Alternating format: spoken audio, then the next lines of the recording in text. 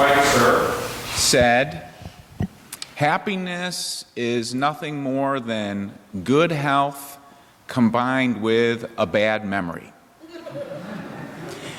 And that philosophy resonates with me when I think about bad decisions I made. Like the weekend my parents were visiting from Chicago to visit my very serious girlfriend Kristen for the first time.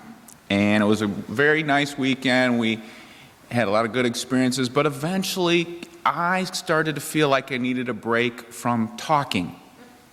Just a little less talking. I said, hey, let's watch some TV. I found out on the guide that there was a Sopranos rerun on, and I was the only one who had seen The Sopranos. I've seen every single one of them. None of them ever watched it. I talked them into it. So we all sat down, and unfortunately, it was an episode with very high amounts of sex and violence, and that is on the Sopranos scale of sex and violence. But unfortunately, I was pretty zoned out, so I was just sitting there on the couch staring at the TV, and all of a sudden, Kristen turns to me and says, Kent, turn this off. And my mom, oh, I'm so glad you said that. And, so that's an example of a boneheaded move I like to forget. Helen Keller said, so long as the memory of beloved friends live in my heart, I shall say that life is good. And that philosophy resonates with me, remembering this past summer when Kristen and the boys and I visited Indianapolis. My cousin Jimmy and his wife hosted a cookout where extended family came together to relax in the backyard. We were thrilled because the little cousins, as we call them, who are between the ages of 2 and 18, they don't get to spend enough time together. They got to hang out. It was especially tender for me to spend time with my Uncle Steve, whose memory quite often fails him these days. He has a significant amount of dementia. Fortunately, he was having a pretty good day cognitively. We got to talk. Walking down memory lane, I told stories and we laughed about times when Uncle Steve would lay on the living room floor and take on his 2 sons and me, and even though it was 3-on-1 and my 2 cousins are big boys, Uncle Steve always won in the wrestling. Then the group, often for Thanksgiving, would just go and sit around the dining room table, eat turkey, green bean casserole, sweet potatoes, and cranberry sauce. Recalling these memories, Uncle Steve smiled from ear to ear with a happiness that his family said he doesn't exhibit too often these days.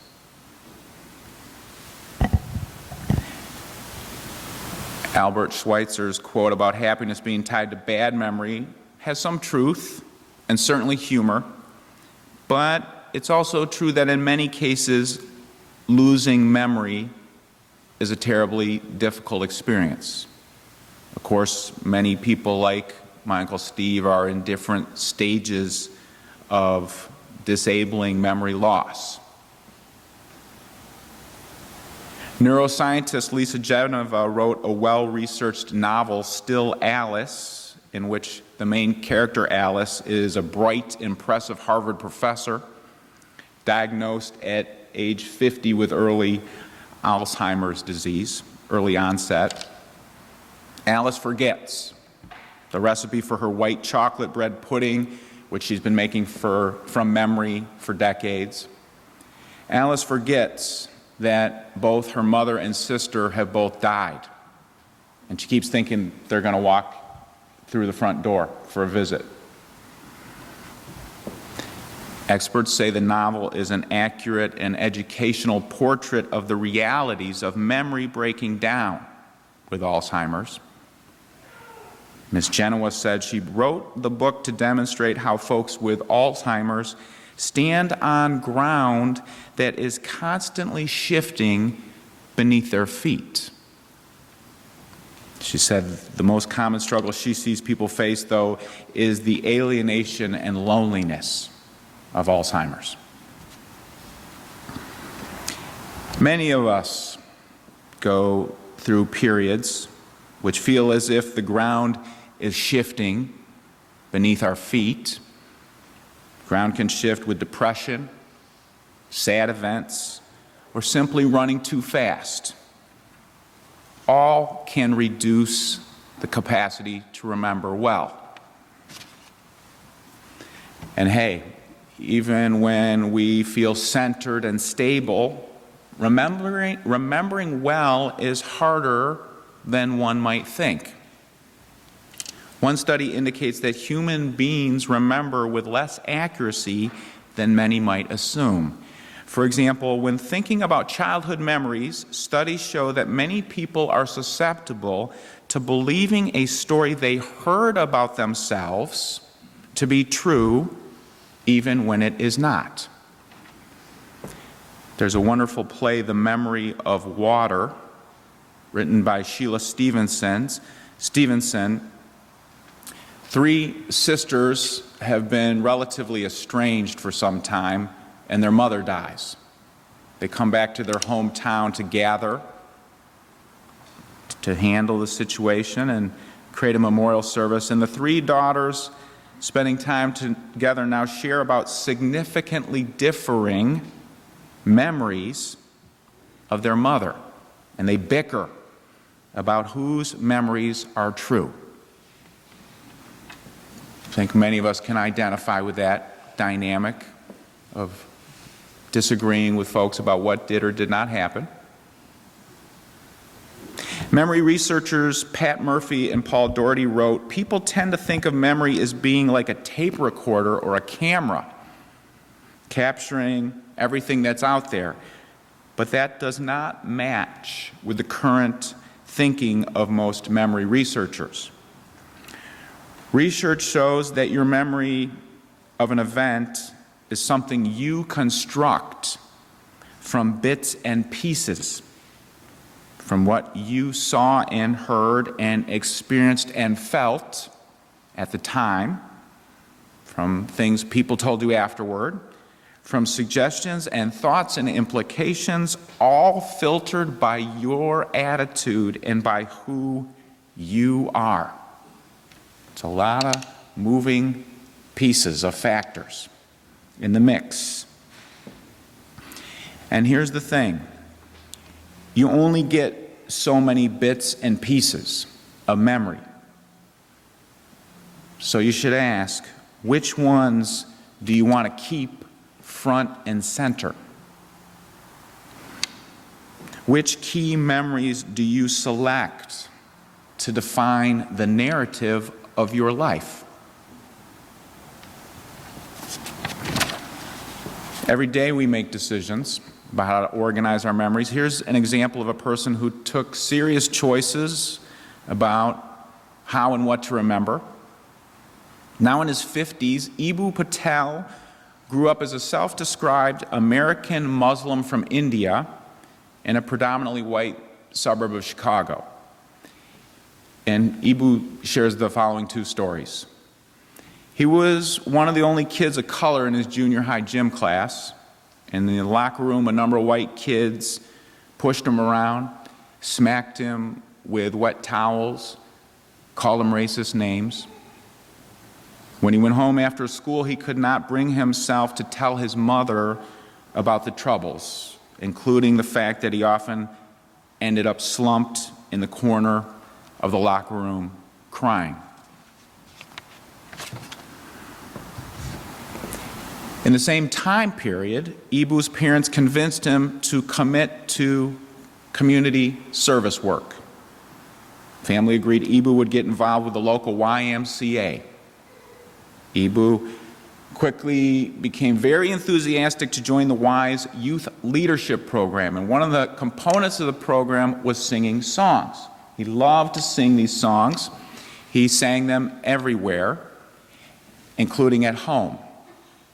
And one thing was that many of the songs had Christian overtones. So he says his pops was not thrilled about that. And one time he says Dad was feeling especially defensive of and righteous about Muslimness. And Ibu overheard his father asking his mother, "Do you think they're trying to teach Christianity to our kids?" And his mother replied, "I hope so. I hope they teach the kids Jewish and Hindu songs as well. That's the kind of Muslims we want our kids to be." As he grew older, Ibu decided which memory to claim as a guiding light. He could have stayed bitter about the racism he suffered from his fellow students. Ibu says he does not forget those bad experiences. He just chooses not to prioritize them. Instead, he chooses to focus on remembering his mother, encouraging interfaith sharing and respect. This became a defining moment in the arc of his life.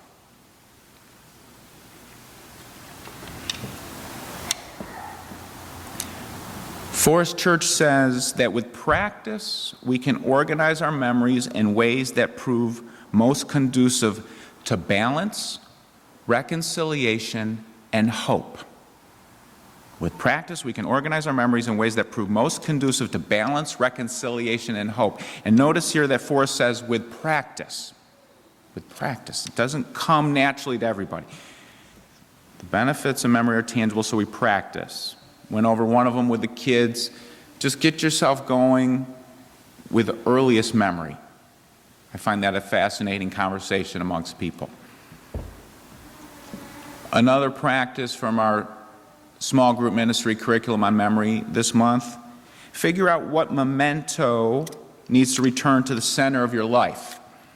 Many mementos represent what people meant to us. I have here my friend David's cigarette holder, which he gave to me in the last months of his life.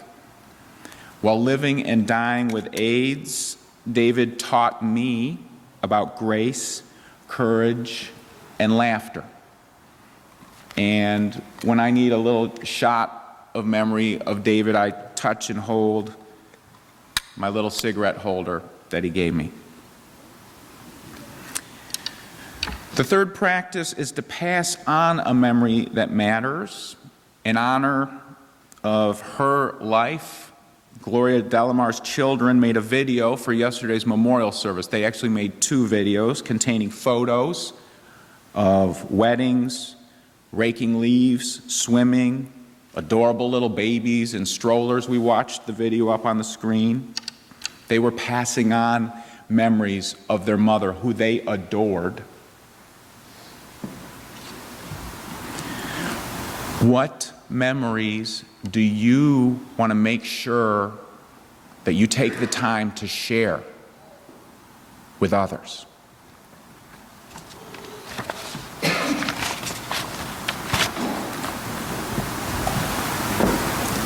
One of the blessings of participating in church is that here we have the opportunity to build memories with family, friends, and complete strangers. With patience and practice, we heal. As this memory topic has been active this month, I've heard from a number of friends who reflect upon getting through divorce, how they got through such a difficult time of separation and loss, and they came to learn in many cases they had to focus on the memories of how they made it through. The friends who grabbed them and said, "We're going to hang out. We're going to go do something fun.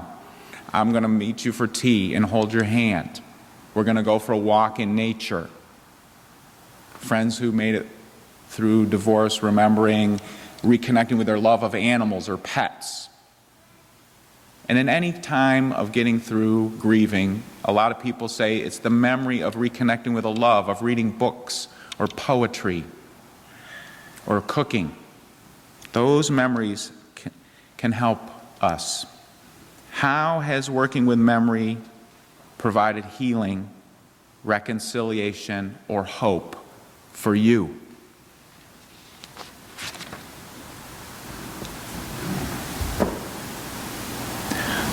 Who we are is shaped not as much by the full accumulation of all the events of our life than it is by the highlighting of key memories.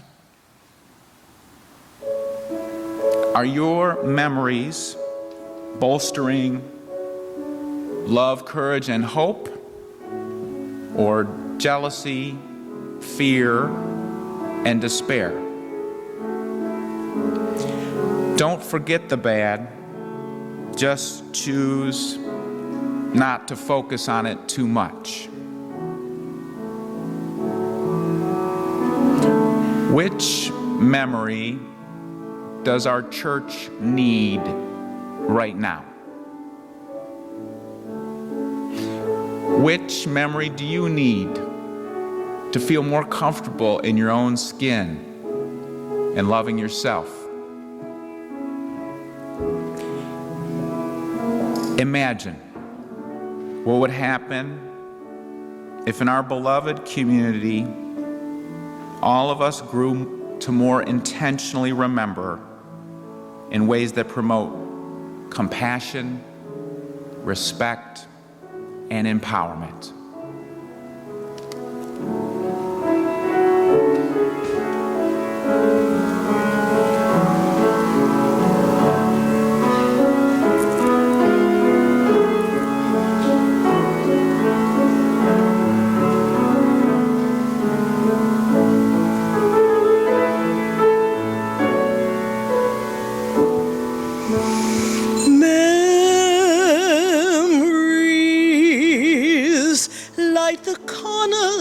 Of our minds, misty watercolor memories of the way we were, scattered pictures of the smiles we left behind, smiles we gave to one another, of the way we were.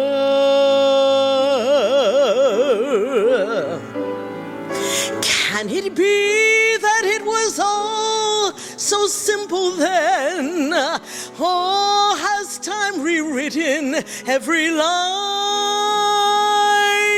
If we had the chance to do it all again, tell me, would we? Could we? Memories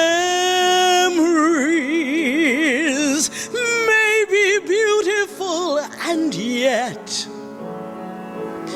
what's too painful to remember? We simply choose to forget. So it's the laughter we will remember whenever we remember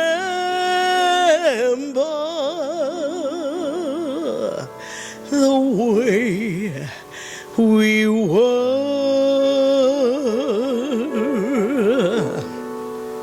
the way we were.